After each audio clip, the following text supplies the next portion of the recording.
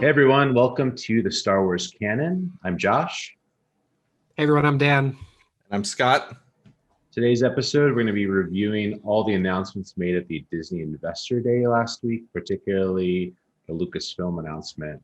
I don't know about you guys, but overall, I think that this is the golden age to be a Star Wars fan. I mean, I never would have thought we would have gotten 10 plus announcements. And particularly TV. We had one live action Star Wars show in The Mandalorian, and now we're getting all these additional live action shows. It's pretty incredible. Yeah, I mean, I'm super stoked. I saw someone today say that like this is what we expected when Disney first bought the company.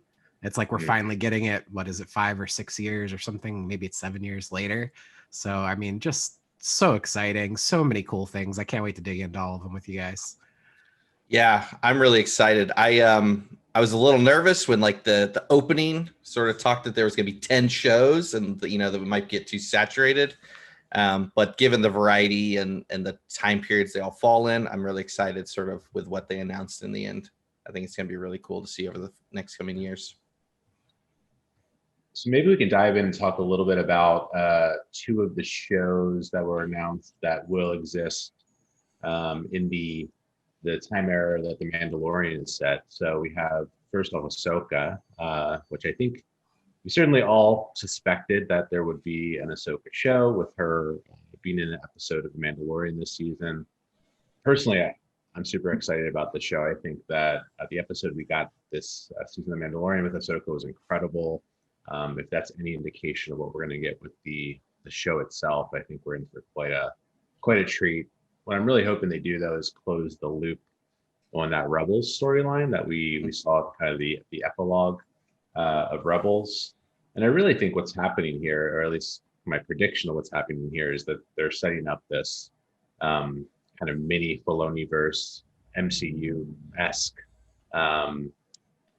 storyline within that era. So I would suspect that we see Rangers of the New Republic and Ahsoka kind of all at some point tie together back to also the Mandalorian, and maybe we have Thrawn be the big bad, the Thanos-esque character of these three shows. But pretty excited about it. I would suspect, obviously we'll see Sabine and some of the other characters, Ezra, that we saw in Rebels, but pretty cool that we got confirmation on that show.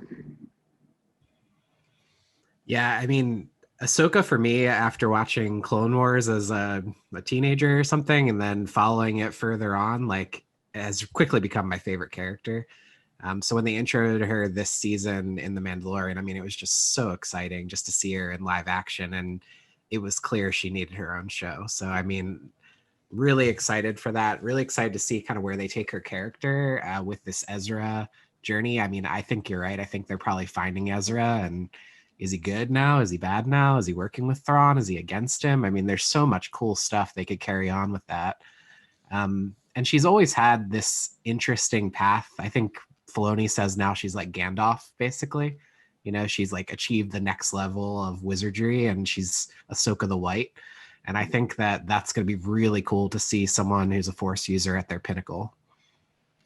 Yeah, I'm really excited to continue on, like you guys have mentioned, the story that we got set up in Rebels, but also to have kind of a story of, we know that during the original trilogy and even like the sequel trilogy, that there probably were other Force users, and there were probably other people that were either Jedi or, like Ahsoka, had trained to be Jedi and were familiar with lightsabers and things like that, that we just don't know where they were in the universe, and why they might not have had maybe an impact that directly affected the Skywalker lineage, but they were out there in the universe doing other things that were good and influenced the way the rebellion and imperial or new order power sort of shifted between these things. And we've never really gotten a direct acknowledgement outside of like expanded universe stuff that is now no longer canon, but this is now we're starting to see a lot of these canon things, and the implications and actual history of sort of where these characters were, and why maybe we didn't see them in the mainline movies, but it'll be really interesting to see sort of these types of characters existing in their own element. And I think, like you guys mentioned, yeah, Rosario Dawson did such a great job with the Ahsoka episode this season in Mando, that how can we not be excited to see more of that? Like, just one, the sort of way she sort of took on that character, but also just the action scenes around it were pretty stunning. Yeah, and I'll be curious, to your point, Scott, to see if, the Ahsoka show is an opportunity for them to kind of reintroduce some of the bigger characters in the saga. It would seem that this is a perfect opportunity to kind of bring Luke into the equation, particularly considering Ahsoka's relationship with Anakin and all of that. So, and then also Rangers of the New Republic, I'll be curious to see if we see Leia, or we just kind of get hints of what those characters are doing, given they're so pivotal. I'm assuming they're so pivotal to that kind of setup of the New Republic. So could be an opportunity for us to expand the universe, but also bring some of these classic characters back in. I mean, could you imagine just a scene between Ahsoka and Luke talking about Anakin? Like, I mean, that could be like one of the most impactful scenes that we've ever seen in Star Wars if they do that right. I can't wait. And I think with the Rangers show, like you're saying, I mean, something maybe we didn't expressly say here, but all three of the shows, Mandalorian, Ahsoka, and Rangers, are being done by John and Dave. So it is part of that Filoniverse setup. And you have to assume the characters we've seen so far could be leading that. So, I mean, I think there's a good chance Cara Dune is probably in that Rangers show, or the X-Wing pilots we've been seeing could be the Rangers as they're on the Outer Rim. But I'm really curious about that show. I feel like it's probably the one that we know the least about, actually, of all these. Like, we don't really know who the main leads are in the characters. And I have a feeling we'll maybe know a little more after the finale. Maybe they'll start to reveal some more information about that. Yeah, it seems like a safe bet that Cara Dune will be in that show, given all the foundation building they've been doing with her being a marshal of the New Republic now. So we'll have to see if she's going to be a lead, or if just she's going to be a supporting character that, again, kind of forms that connective tissue to the Mandalorian as well. Could also see Mayfeld reappear and be kind of a new recruit to this New Republic mission. But I think overall, I'm really excited to see them introduce some new characters too to that show.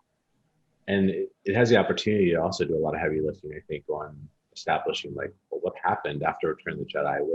Where are we relative to where the sequel trilogy picks up? Obviously, with the name Rangers, I would expect that these are characters who are kind of in the outer rim territories and fringes of the galaxy, and kind of trying to spread peace and order, probably getting adventures every week. But it'll be really interesting to see how they pull that show off. But as you said, Dan, like, having Dave and Jon Favreau at the helm, I think certainly gives everyone a lot of confidence that it's going to be pretty good. Totally. And I mean, I think they're creating their own version of Heir to the Empire. Like, that's certainly what it feels like. So if all these boil back up to, like you said, Thrawn and this almost Thanos-like storyline, I mean, that is the golden age. I mean, that is what we all probably have wanted for a long time to see. So pretty pumped about these. I mean, I think sort of like these two are the safe bet on the list. Like, everyone's like, okay, I get where we're heading with the Mandalorian direction. Yeah, I think I'd say of the full list of stuff they announced, Rangers of the New Republic has me almost the most excited and potentially the least excited. The least excited more simply because I think Cara Dune is one of the weaker elements of The Mandalorian, and I think there's a potential that she could be a large part of the sort of characters and stories here. But I think it's most exciting, one, in that just the setup and knowing the name, I think we'll probably get the most focused stories of non-Force users, or even sort of necessarily direct connections to Force users. I think Mandalorian does a great job of that, but, within the second episode or so, we see, the Grogu clearly has like Force powers and, saves Mando. So I think it'll be really interesting to have sort of dedicated characters that we're following that aren't probably and likely interacting with someone that has the Force, or is a storyline that's sort of arcing around, finding other people with the Force, which is really cool. And given what we've seen of some of the New Republic officers of the X-Wing pilots in Mando, it kind of feels like it's the closest we'll get to maybe like a direct Rogue Squadron-esque type experience. Now, I know we're going to bring that up later, but I know like the movie that they announced, they've said like does not have any ties to the games and whatnot. But I really love the stories and the sort of experience we got in the old Rogue Squadron games, where it was you're just following these pilots around as they're doing sort of their day-to-day missions that were, you know, impacting the universe in smaller ways, like where they could help and things like that, which I feel like it's kind of really a cool setup for an episodic, almost serial of that nature. Yeah, and the other thing we get in this Rangers of the New Republic show is more space battles, right? We haven't really seen a ton of that in The Mandalorian, which I think is fine given what that show is focused on. But you would think with this show, you'd see more kind of dogfights and that kind of thing, which it could be really interesting, really cool in the TV format. Yeah, I think if they found a nice balance of, I mean, both like on land dogfights, but as well as like space dogfights.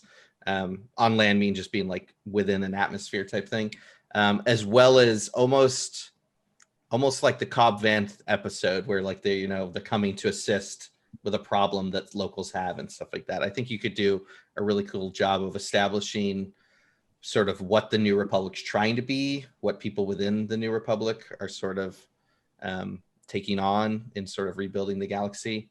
And I think it'll just be really interesting to see which characters, if they're, the X-Wing pilots or Cara Dune that we've already seen, or if they bring on some other people that might, take the lead for this show. So that'll be interesting to see. I think too, just referencing earlier about the Gandalf Ahsoka thing for Dave Filoni. He's a huge Lord of the Rings fan, and some of this just gave me question of is he forming his own fellowship, sort of, and even calling it Rangers, is he going to have a Strider character here who is ultimately connected to this, and they're all kind of shepherding Grogu, the Ring, through this journey. It could be pretty cool if they tie it together in that way. That'd be really interesting to see them tie it all together. Certainly, we've already seen from season 1 of the Mandalorian, they love to have a good team up. So, seeing that on a larger scale, in the vein of Avengers Endgame, I think would make a lot of sense. For sure.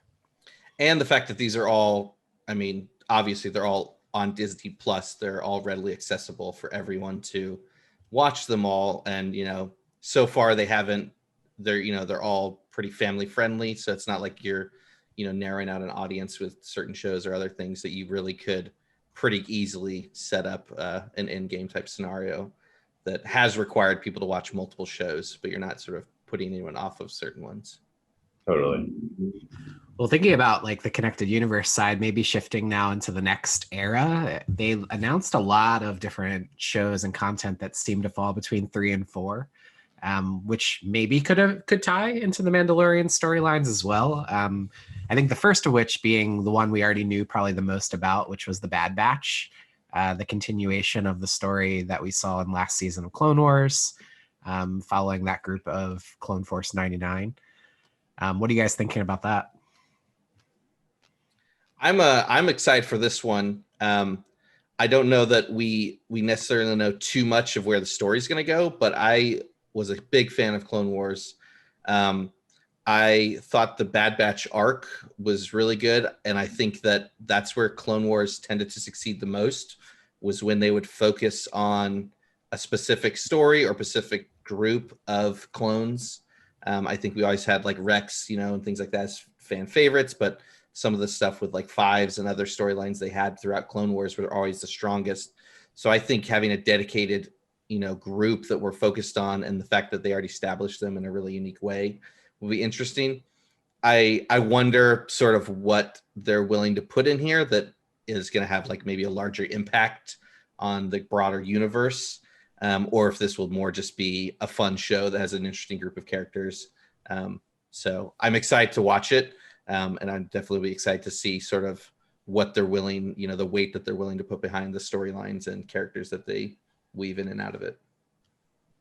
Yeah, I was pretty impressed to see how far along it appears they are in the show. That get that length of a trailer, not just a teaser, but a full trailer. It really seems like we might be getting this, early next year.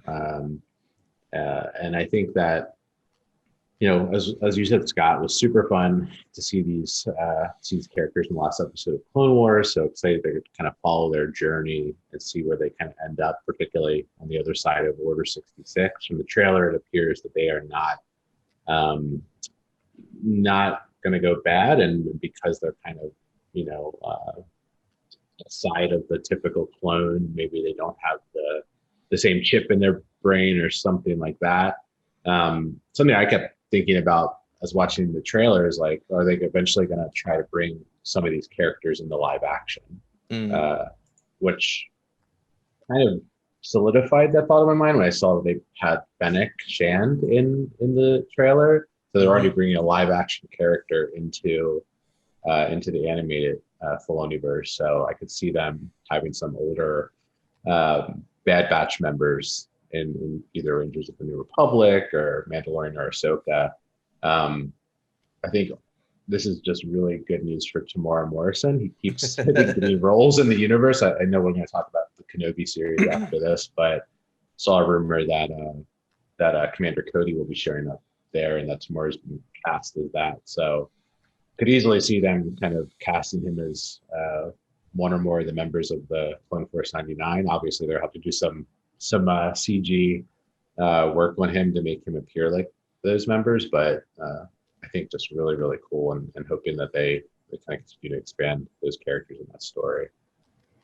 Yeah, I feel like they're sort of the X-Men of the clones. So I mean, there's so many cool things they could do with these mutations of the characters. And I've seen some people's theories of like, what if they were the ones who grabbed Grogu? I'm not sure I really think that, but it would be a really interesting story if they tied Grogu back into that era. And it does make me curious about Fennec as well, just because if she's seen them and known them, how did that make her feel when she saw Boba? Like I've seen this face before. So just some interesting stuff they could do with that. I'm also curious if it's an ongoing series or a one and done. Like they've not really made that clear, I guess, with any of these, but it feels like it maybe is a one season arc, but I guess we'll find out. And the most recent rumor I saw, it could come in February. Like, I mean, it could come pretty soon. So, I mean, we might not have to speculate too long on this one. Yeah, that wouldn't surprise me if we got that fairly quickly, given how long that trailer was. Seems like they're pretty far along in that season.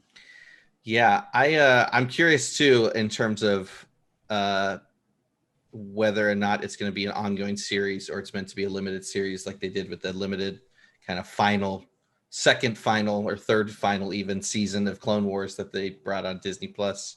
I think only really two of these shows maybe that they announced, they directly said were like a limited series or an event series, I think was maybe the phrasing they were wording it as, which we could probably assume as, a single season.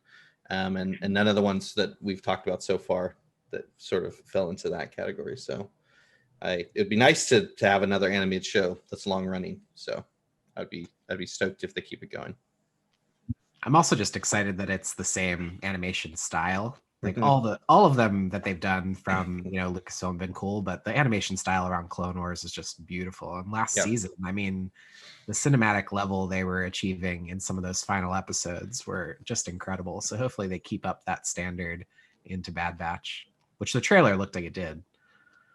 Yeah, they definitely had a pretty big and obvious visual jump when they moved to the Disney Plus season of Clone Wars. So assuming it's pretty much going to be that same team working on Bad Batch, I think it'll be pretty fun. So you guys want to talk about what I think is probably all of our most anticipated series, which is the Obi-Wan Kenobi limited series. I think not a lot that they revealed for the Investor Day. They did show some footage, which there were some leaks that reported kind of what was included in that footage. But I think overall, the biggest confirmation was obviously that Hayden Christensen's coming back to play Darth Vader. I got to imagine that includes not only donning the suit, but also we'll see, Vader outside of the suit in some capacity. They also indicated that there would be a rematch between Vader and Yes. Obi-Wan, which is pretty huge news. I didn't really expect that we'd be getting that, but clearly indicates that Obi-Wan will be getting off of Tatooine in some capacity. I guess you could always, have Vader visit Tatooine, but it seems unlikely given, you'd probably send Luke through the Force and other implications there. So I couldn't be more excited to see those two guys get a chance to reprise those roles. And Deborah Chow, who's show running the series, is a great director. I think her episodes of The Mandalorian have been really, really good. So really excited for this series and hoping that we're supposed to get it next year, right? So hoping we get it pretty soon. I think it's 2022. I think it's gonna be they don't start filming until March sometime. So I think was that like a COVID delay? I think that pushed that back. Yeah. I think it probably got pushed back in terms of filming by a full year. Seems like Ewan kept the beard the whole time based on like pictures people kept snapping of him. But yeah, I'm really excited for this. I think just the broad window of that it takes place between Revenge of the Sith and A New Hope opens up for so much of what they can do with his character and show what his life was in that, large window. The thought of having a rematch between Vader and Obi-Wan is pretty incredible, and just their relationship and like what leads to that, how much we're gonna get. Knowing that Hayden Christensen's coming back, implies that they're not just gonna have the Vader character in there, that they're actually gonna develop, some form of story that utilizes him, if they see the need to bring him back. And I think it's also really cool to bring him back. I think Hayden Christensen, gets a lot of flack for some of the prequel stuff, but I think in a lot of stuff he's done outside of those movies, he's actually a pretty solid actor. And I know that we've all seen, because we've gone to like Star Wars Celebration, that the fans really do like to see, him show up at things, and he gets a warm reception when you go to a lot of the hardcore events. So I think it's cool that he, has gone to those and seen that positive reaction and, accepted another invite to come back into the universe, which will be fun to see. And it's coming from Deborah Chow, that did some great episodes of Mando, and the fact that she'll be able to do an entire season. I think they said it's only meant to be 6 episodes. I think they had said like originally. I don't know when the last time they would have talked about that. But sort of seeing one person's vision, across all episodes will be, I think, really neat to see that all tied cohesively together. Yeah, I think this kind of like continues like our coming of age story with Star Wars, because most of us were, like around the exact age for when Revenge of the Sith came out, for that to be like the pinnacle thing of our childhood time. And continuing Hayden and Ewan is just, it's awesome. I mean, it's what we all want. Like, it's what we want to see. I am super curious about Hayden though, and how they use him with the suit. I mean, I'm assuming there's either flashbacks or like force projection or whatever in your mind, memories of these things. Something I had never even thought about till they announced it was like, I guess Obi-Wan never like knew for sure that Anakin was alive. So like, this is going to give us like him probably figuring that out and realizing that he's now Vader in the full form. I mean, he knew that he was turned, of course, but didn't know that he made it through that battle. So I'm hoping we see just a ridiculous fight between the two of them. Like, I want Rogue One hallway scene with both of them. I think that's what we deserve here. Yeah, I was going to comment on that too. We really haven't seen beyond Rogue One any kind of live action Vader mayhem. So in many ways, I'm just wondering with this show, like clearly they're framing it as an Obi-Wan show, but will it kind of be a vehicle for them to test the waters for a Vader show? I think that's something you could easily do. There's a lot of story there. There's a lot of time between episode 3 and in episode 4, and you can even, have episodes that kind of follow Vader in between the original trilogy episodes. I mean, the comics have been doing, I think, a great job of expanding and filling those gaps. So I think Hayden would be up for returning for a full Vader series, and I think fans would obviously love to see that. Yeah, seeing him just like tortured sort of in that state like would be pretty interesting and really dark for Star Wars. And I think sometime last year Grogu overtook Vader as like the number one character for Star Wars fans. Like it's time for the Sith to rise again, I think, and let Vader take that spot back. It could just be so interesting with seeing him outside the helmet but still as Vader. That's really interesting. Yeah, I think to your point, Dan, too, about the fact that like, does Obi-Wan, like we know that Obi-Wan and Vader faced off in A New Hope, but was that kind of based on what we've seen now? Is that the moment he found out that he was still alive? They have it set up in a vague way, I guess in a lucky sense that he never's like, oh, my old apprentice is still alive. He just like references his, this is my old apprentice. But I think they have a chance to I guess flub it and go where it's a little too fan servicey. But I think they've proven in some of the external things, the Vader comics and the Star Wars comics that fill in the gap between A New Hope and Empire, that you had Vader sort of hunting down the pilot that blew up the Death Star and coming to the realization that this is a Force user and this is like his son that still existed. And they filled those gaps in, filled those stories in, decades after these movies had come out. And they did it in a way that was very seamless and made sense and added a lot of depth to Vader's character as a whole. And doesn't feel broken then when you rewatch Empire, and you have those scenes where they're, meeting each other. So I feel like if they go that route and they have that sort of dedication to it, there's a really cool chance to add a lot to Obi-Wan and Vader's characters just as a whole. And you got to assume too that they're going to be bringing back, Liam Neeson to be Qui-Gon. I know we had rumors of Jar Jar returning and like taking a darker turn with that character. Commander Cody, I mentioned earlier. I think that'd be a really cool, dramatic scene between Obi-Wan and his former, comrade in arms.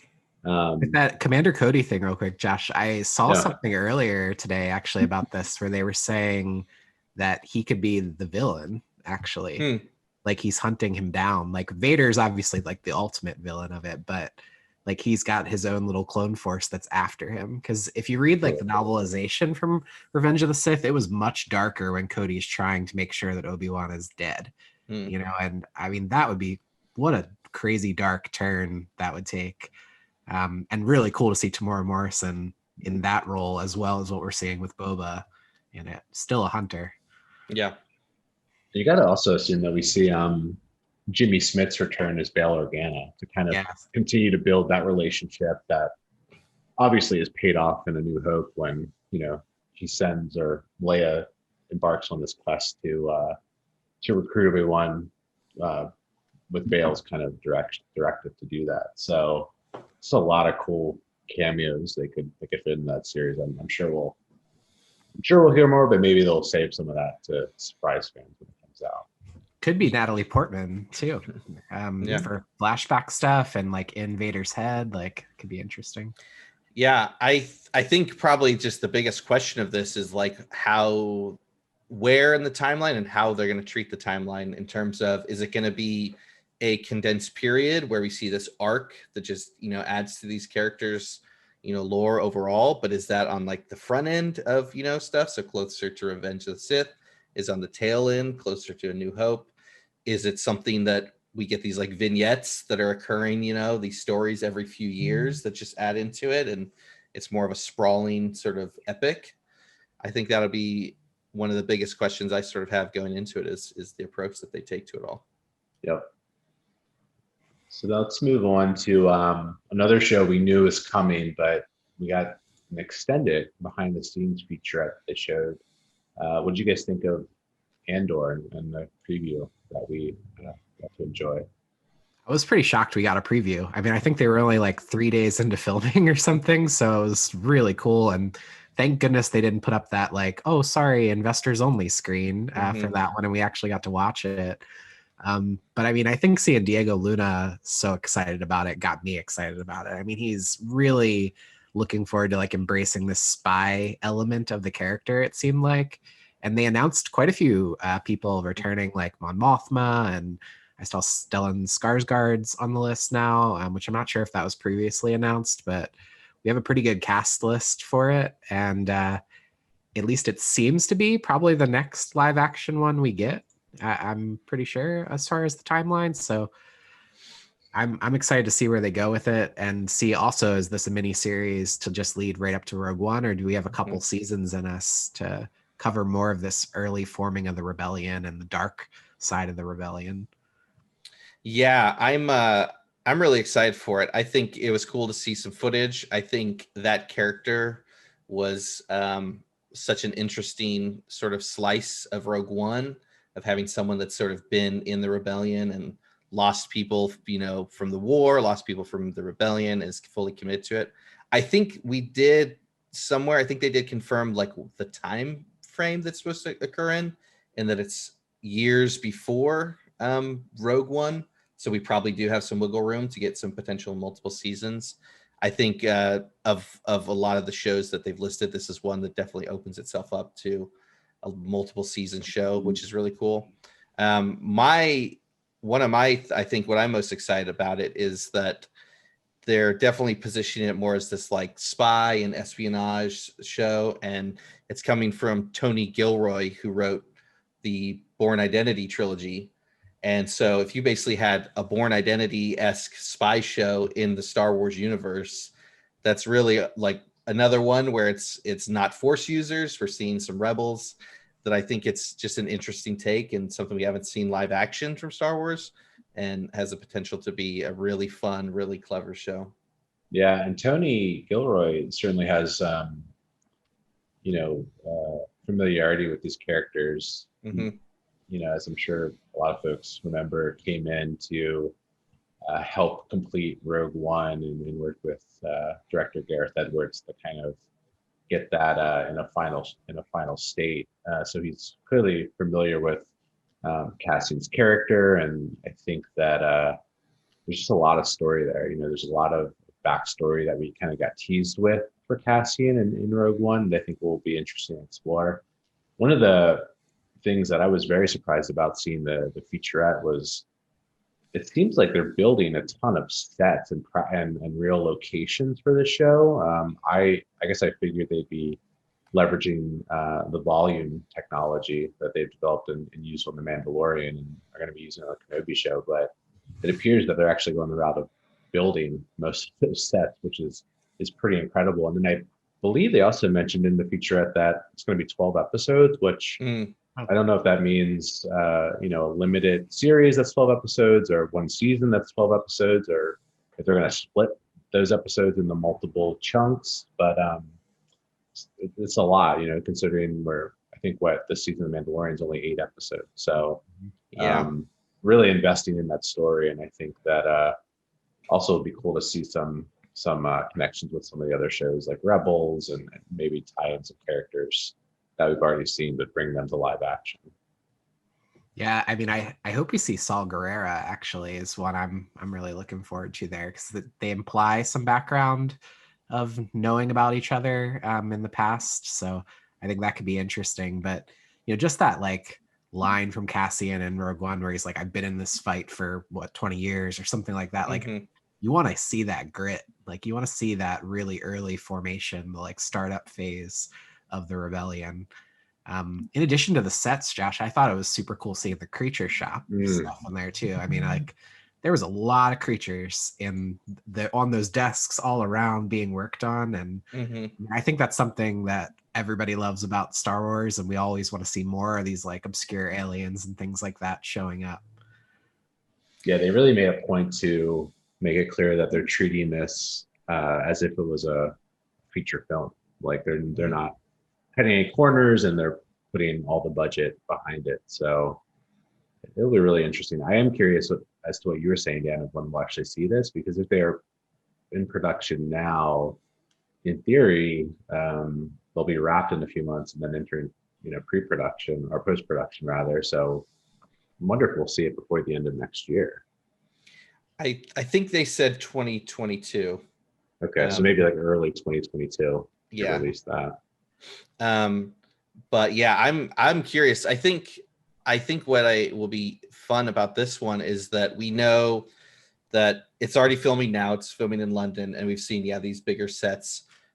Whereas we've seen Mando filmed in the volume and using a lot of digital sets, using that technology that is pretty seamless in terms of like making you believe that these sets really exist. And that Obi-Wan's basically queued up to use that space right after. So I think this will be interesting to have them tackling a different approach where they are using full-blown sets for, most of the show. And maybe that lends itself that we're going to get 12 episodes because it's going to be, more grounded and using sets and less, space travel and maybe less effects work overall. Something like, especially we referenced like Bourne Identity, that's all like hand-to-hand, in camera action rather than effects done after the fact. So I think they'll always have set extensions and things like that they have to do, but maybe that there's a lot of stuff that they're able to do in camera with this one that lends itself to being able to be 12 episodes and cranked out in the same time period. You're calling it out that Stellan Skarsgård has to be an Imperial, right? I think that's probably assumed. So. Something I wanted to mention with the Obi-Wan show, but also could be this show that would be interesting, are Inquisitors. Mm-hmm. Like, it would be really cool to see Inquisitors in live action, and the time period lines up that they could show up. Maybe more likely in the Obi-Wan show, but would be cool just to have them trying to hunt down like leaders of the rebellion or something after they've gone through the Jedi. A de-aged Moff Gideon. Yeah. I mean, he could show up in that, or he could show up in Bad Batch too, even. Like, I was thinking about, like, there's a lot of opportunity to give us some backstory on that character. Yeah, I'm curious as to which of these will have the first live action Inquisitor, because I feel like we have to get that at some point. Maybe tomorrow. Yeah, it could very well be tomorrow. Well, moving on to the next one, guys. They announced a Lando show, which I think is really exciting. They really didn't actually give very much context. They said like following the Solo story, but at least the artwork showed the Falcon in the original form that Lando had it. So I think we're to assume that at least it starts pre-Solo, but maybe it covers a longer period of time. Some rumors were saying that Donald Glover and Billy D were signed for it, which would be so cool, I think, if this was like narrated by Billy D about his life as Lando. What do you guys think?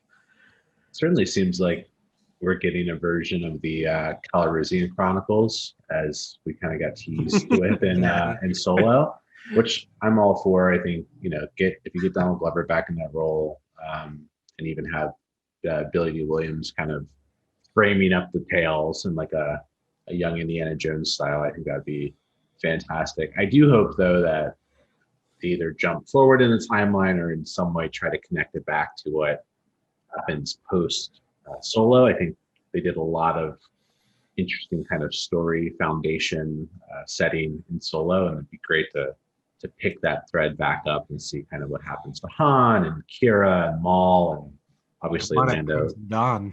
Yeah, Crimson Dawn. But obviously, there's more interactions with Lando and Han, and kind of, I think the dynamic between them is so fun, as we saw in Solo. So hoping that they bring more of those cast members back. Yeah, I think this one's left me the most curious in that it's the one we got kind of the least information about, and that we all know who Lando is, and we got a showrunner, Justin Simeon, who created Dear White People, the movie and show, but we didn't get confirmation of Donald Glover returning as Lando, who we've just seen, totally succeed in that role. We didn't get confirmation of baby Billy D showing up. We just have rumors. So we really got the least information for this one, and one that you would assume that there would be some stuff already, known, that we have these characters established. This is the other one besides Obi-Wan that we know is what they're calling an event series. So I assume this will similarly be a limited run. Maybe echoes that, and it's just a 6-episode arc, similar to Obi-Wan, which I think would be really cool if they continue to do that with sort of some of these peripheral characters. But I'm curious to see where this goes. The Lando miniseries in the comics is one of my favorite of the limited runs that they've done in the comics. That's basically how Lando and Lobot sort of came to be like together. And I think it's a really like interesting and heartfelt like side story. So I'm curious to see what they can do with this, in a short window. In hindsight, it's a shame they didn't call it the Calrissian Chronicles. I had forgotten about that, Josh. Like, I think that would have been so hilarious. Yeah. Well, I mean, I wasn't aware that there's like the rumors fully of Billy D, but it could be something like that where once it does come out, because I think before they had said like, oh, we're going to have Cassian Andor, and now we have confirmation of it being Andor as the title. So it could be that they're holding that, and it could be, Billy D telling these stories, and then, cuts back to Donald Glover's young Lando, filling in the gaps, where you could have these Cassian or Calrissian Chronicles. Would be pretty fun. Yeah, I just want him in front of like the Falcon fireplace or something. Yeah. Reading us some bedtime stories. He's got a Colt 45. Exactly. Well, this next show. Oh, go ahead, Josh. I was just going to say they really need to move fast to film that if they are going to have Billy D. We were talking about this the other day, and Billy D's in his like mid 80s, so getting up there in age. Yeah, definitely. Well, this next show I think takes us out of that timeline now and into a different era. And I think for me, this was the one I was probably like most surprised about what this was, and that's The Acolyte. There'd been not just rumors, but confirmation of this show being worked on, and really all we heard was that it was like a female-led show, which didn't give us really any context. But from what they're saying now, it's following this like mystery thriller, the shadowy secrets and the emerging dark side powers in the final days of the High Republic. So one, I guess the High Republic stuff is not just going to be books, and it's going to actually tie in at some point. But I'm really curious if this could be the lead into Plagueis or Plagueis's master. Could this be some of the acolytes of the Beyond that we've heard about in like Aftermath that potentially led to Palpatine? I mean, this is really open-ended and really cool to see them maybe go for like a dark side magic show, basically. Yeah, I was pretty intrigued and excited about this. I think that having a story from a perspective of like a dark side user and what the Sith are doing behind the scenes would be kind of refreshing, just to have a character that's not a good guy per se. And I think every time they've done that, whether it be in the books or the comics, it's done several kind of runs of like Darth Maul comics and what he was doing pre Phantom Menace, and those stories I always found really, really interesting. So I'm glad that they're doing this, and hopefully they kind of lean into kind of the unsettling dark subject matter. I know the showrunner who did Russian Doll, she's obviously no stranger to darker content. So this might be the first kind of foray into less family friendly content. Yeah, I think what's most exciting to me about this is that we had so much expanded universe content that was sort of farther away from the Skywalker lineage, and that all of that stuff has been pushed outside of canon, and they've definitely brought a lot of that stuff back in, but it's all still stayed fairly close to that time frame. So I think knowing that we're going to get these books within the next month and coming months in the High Republic era that are like actual canon, and then that we'll have a show coming in that's canon, that gives itself enough distance from all of what currently is out there in terms of the visual content. I think it'll be really interesting and gives them a lot of freedom to do things that can have big impacts, because there's a lot of time where those, jumping forward 100 years or 300 years, essentially, between these things, you can have so much can shift in that era that they give them a lot of freedom to make a lot of pretty bold choices in a show like this. When I first saw, I think in the Clone Wars, them do the stuff on Dathomir with the Night Sisters, that's probably when I really got into Clone Wars. Like, it really got me. And this, like, I don't know, this dark magic force, but not quite a full force wielder that we were seeing there. I'm hoping already that that's kind of like some of the stuff that could be going on there. You know, these people who maybe like worship the dark side would be a really interesting thing to see. I mean, in, you know, Rise of Skywalker, we see all these people that are around Palpatine in this giant like arena, and you're like, what is up with this? Like, who are these people? But if they're the acolytes and they've been doing this for a millennia or something, like, it could be a really interesting background to better understand like this cult almost of dark side people. Definitely. So, like, moving from maybe the darkest part of the galaxy to perhaps the most lighthearted, they also announced a Droid Story, which not a lot of info on this, but seems like we'll have R2 and 3PO joining a new character in a new adventure and journey. For me, always good to see those two droids in a story, and it seems like it will maybe be a little bit more geared towards a younger audience, which is cool to have some of that content for the younger fans. But still really excited to see what that's all about. I'm curious if it'll be just a pure show or interactive, because like they almost kind of, they used a different word to describe it, and it'd be interesting if there was sort of like a choose your own adventure story with R2 and 3PO. I hope they bring back Anthony Daniels, of course, for it. Like, let's hope he gets reprised in his role. Yeah, I think it'll be fun to see. I think whenever they do these things that focus on R2 and 3PO, they're always fun. They're definitely typically head more towards the younger audience. But I think they've done some fun stuff, you know, especially with like the Lego Star Wars things over the years. And we just had the Lego holiday special, where they do punch in enough clever references or nods that, you know, pretty much anyone that's a Star Wars fan can get something out of it. So I think it'll probably be a pretty fun thing. But I definitely think of, you know, of everything on this list, it's probably got the least, you know, impact that's going to come out of it, just because it's going to be a lighthearted distraction. Yep. And then the next one we really know little to nothing about, which is Visions. I mean, they kind of announced that it's going to be a Star Wars anime. Sounds like an anthology, so they might be, you know, following different things. But I thought, you know, I love anime, and I think, you know, Star Wars has so much throwback to Japanese history that it's kind of cool that they're going to take that approach. Yeah, I'm actually really excited about this, because it basically, what they've described is the Animatrix, but for the Star Wars universe.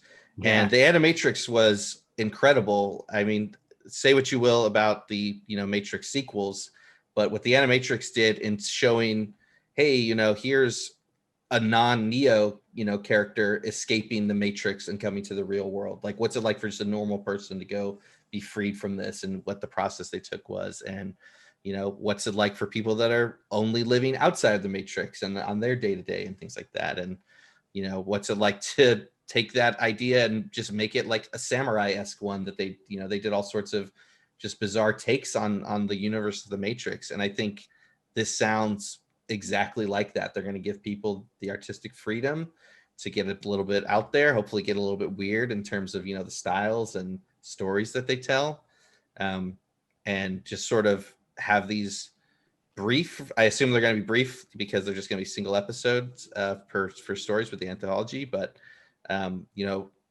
just unique world building things that just add to the realm of Star Wars.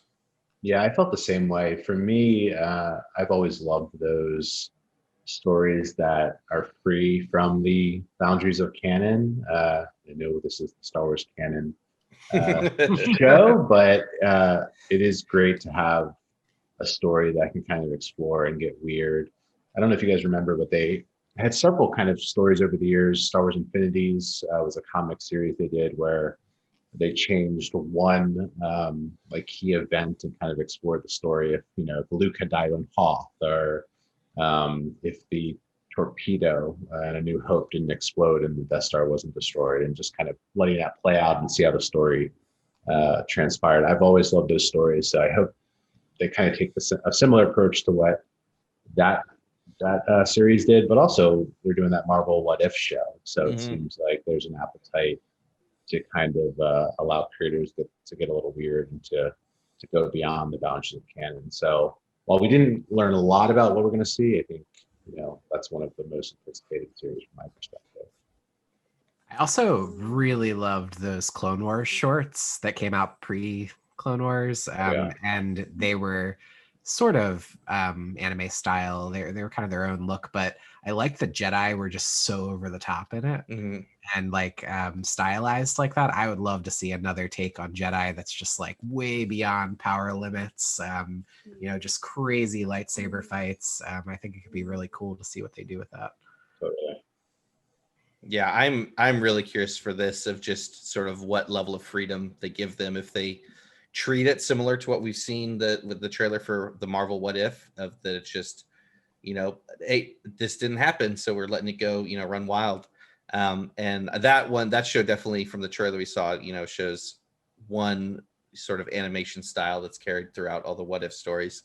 But from the sound of this, and the fact that they're going to different anime creators and that they all typically have their own visual style that I assume will be reflected in that, I think it'll be really cool to have these 10 different, takes on Star Wars from their eyes. So I guess moving on to feature film announcement. So we did get a announcement of a Rogue Squadron movie directed by Patty Jenkins. Not a lot of info beyond that. We're not quite sure what era it's going to be set in. It will be an original story. We know that. Not to say that they won't draw some inspiration from the tremendous amount of materials that exist out there for Rogue Squadron. From my perspective, this is obviously exciting. I would say for me, it's probably more bottom of the list. I haven't been, in terms of like Star Wars fandom, as interested in kind of the Rogue Squadron stories as I have with other stories in the universe. But I'm always, excited to see great X-Wing action, and I think what we saw in Rogue One with what they did with some of the space battles there. If we get more of that, I think this would certainly be really exciting. I'm just really hoping it's Star Wars Top Gun. I mean, I think that would be perfect. Like if they just went that route. I think the thing that got me extremely excited though was her video that she posted. If you haven't seen it, just watch that little clip. I mean, her father was a fighter pilot and died in service, and has wanted to do something as a dedication to him over that time. Like, I don't think you can find a deeper kind of background and like emotional pull to get you into something to make me feel like she's going to be really passionate about this project. And that's all we can hope for, I think, as Star Wars fans from the people working on it. Yeah, I'm really curious about it. I'm a big Rogue Squadron fan. I have like Rogue Squadron games within arm's reach of me right now. But I think I'll be curious to take on it. I know they said it was going to be an original one and that it wasn't going to sort of reflect the games. And I wonder if that's just their way of saying, like, it's not going to be featuring Luke, and that like the games you're playing typically is Luke. So I wonder if that they're going to try and push, Wedge or someone as the main star of this, and maybe we'll get some similar sort of scenarios that play out in there. But I think the little sizzle teaser piece that they showed of introducing Patty Jenkins, of why she was going to do it, like you said, Dan, was really cool. She clearly has a passion for aerial combat and sort of fighters, given her family's history. And has been, to her own words, like been searching for a project that would let her, kind of put that stuff into motion and on screen. So I think it'll be interesting to see, her take on it. And just, a full movie, focused around some dogfighting and those characters, I think will be really cool. Yeah, the take on it that they take will be, interesting, how close they tie to a lot of the established Rogue Squadron lore, or whether they're just using that name, will be interesting. What era even? Yep. Like, so totally unknown. I mean, it could be closer to what we're seeing with squadrons now. It could be like Alphabet Squadron. Like Yep. there's lots of different spots where we've had, you know, fighter groups like that. So I Yep. hope it is like its own group, though. I mean, it'd be cool to see Wedge. I'd love that. But I'd be totally cool if they were completely original characters that were just a part of the rebellion. They pulled Yeah, in. and maybe like you know, because we saw Dennis Lawson, Wedge, Mhm. and Rise of Skywalker, so you know, could easily be that he's more the senior, grizzled mentor type figure to a new group of characters who are kind of learning the ropes. I think that could be a pretty fun dynamic. That'd be Yeah, fun. yeah. I'm wondering if we get kind of almost like Top Gun-esque, like the formation of Rogue Squadron, and like, you know, them like learning the ropes themselves and getting their first battles and their first losses and things like that. I think it has some interesting potential. I think it's unique in that we didn't know sort of when we would get another Star Wars movie, and all we'd heard was that it was likely going to be like the Rian Johnson trilogy that was going to be set in, you know, an unknown period.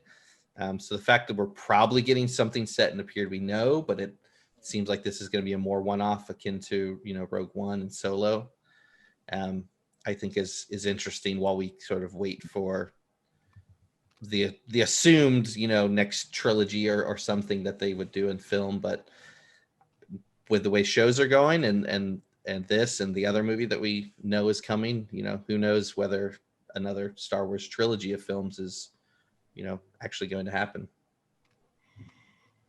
Yeah, and I don't think they need to. I Yep. mean, I think like we're doing it with shows, let it happen that way, and like let films be standalones for now. And if they get a following, add to it or build around it. Yeah, I think you kind of have the reverse Marvel where they had the movies going and then tried to like have these shows and they like didn't really connect and didn't really work as well. And they kind of just cut their losses on those and pivoted to only the movies, and it worked there. Of here you can see, you know, you had a little bit of wavering coming off of Last Jedi and Rise of Skywalker, and then everyone just totally gung-ho into Mando and totally excited for all these other shows. And it really is with the, you know, with access to Disney Plus, like that it's readily available for so many people, that is it necessary to have another, you know, trilogy of films? Maybe Yep. not. Yeah, it's an interesting thought. I really hadn't thought much about kind of what this slate says about how they're kind of viewing the future of Star Wars, but at least for now, very little that seems like it's directly connected to the sequel trilogy. And now, of course, some of these could, you know, like Rogue Squadron could fall into that timeline or maybe afterwards. But it makes me wonder, you know, for Taika Waititi's film, which I think is the kind of final thing that they briefly covered without really giving much information at all, where that film might fall in the kind of era, but also if it connects to anything. It would seem to me that it's probably more likely a standalone film, much like Rogue Squadron might be. But in terms of what it might cover, it's really hard to say. Obviously, with Taika, we would assume that it's going to be more lighthearted and then bring in more humor. One of the things I was wondering about, just given kind of the New Zealand connection, is if, you know, they might have again something to do with Tamara Morrison, and maybe we do end up getting a Boba Fett film, which we were slated to get from Josh Trank, but that kind of fell through. And I think maybe they're doing some of what they planned for that in The Mandalorian now with Boba's character. But depending on kind of how the rest of The Mandalorian plays out, it could be interesting to see more of a feature film take on Boba, but maybe even kind of the group of Mandalorians as a whole. Yeah, I don't know if you guys had seen this at all, but like the artwork that they put up for it had this like diamond shaped object, and it looked an awful lot like the Thoyor, which has like a old history of like I think like really origins of the Jedi, Force users. Like there's a lot of old lore that's in that. Also connects to Tython, which I think is interesting. And I think if like that was intentional, it could have just been art, but if that was intentional, it could be thousands of years back in the timeline, and could be really weird. I mean, these Thoyor things were these like ships that could kind of like go around to the various corners of the galaxy, and I think they even used like he's going to take you on a ride or something like that in their little like briefing, which now I'm like, could that be tied to that? Like, is this some sort of super weird kind of cosmic journey, Guardians of the Galaxy-esque feeling, you know? Like, yeah, I think that can fit Taika a lot.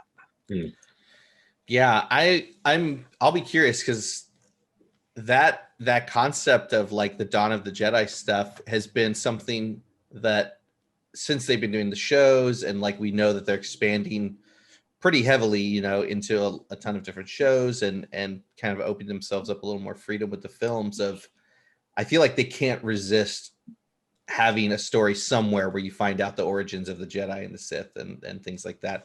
So it'd be wild to give it to Taika, given that, you know, he tends to be a little more zany and humorous, and this could be like a, you know, super serious subject matter, you know, for fans and things like that. But I feel like it's an inevitability that we're going to get something relating to like the origins of all of this at some point. I feel like just it's too much to resist not touching on that stuff at some point. Well, the other thing we know is that George Lucas had these outlines for the sequel trilogy at the time that Disney acquired Lucasfilm, and it's been revealed that those outlines kind of included more about midichlorians and more about the wills, and seemed like that was doing more of a deep dive into kind of exploring the nature of the Force. So maybe Taika's film, that's going to, you know, use some of those ideas and concepts. Another thing that I was thinking is, you know, we have Acolyte that's kind of set at the tail end of that High Republic era, that they're kind of going full steam ahead into that era with books and comics starting next year. And it seems like they're kind of looking at that as the next era they want to play in predominantly with Star Wars. So wouldn't be surprised if Taika's film either takes place in that era, or like you were saying, Dan, is set even before that timeline. So it seems like a pretty good prediction. Yeah, I feel like that window is unknown enough that you could have Taika be some of the ones that lays the groundwork for that. And from the like artwork and key art we've seen for the High Republic books and whatnot, it does kind of fit into this a little more like fantastical sort of look and feel that Taika had done with like Thor Ragnarok and some of that stuff. So it definitely is a potential fit there for sure. Yep. Well, I think that gets us to the end of the list here, which is crazy. I mean, like, let's just take a moment to appreciate the fact that we're going to get 10 Star Wars projects plus, I think. And maybe just to like hit on that, there were, you know, confirmations in the past about a couple other things. Like Scott, you mentioned the Rian Johnson trilogy, which we didn't hear anything about, probably for obvious reasons.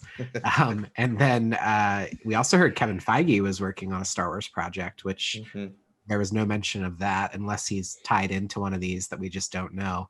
Although that guy should be pretty busy based on what they announced from Marvel.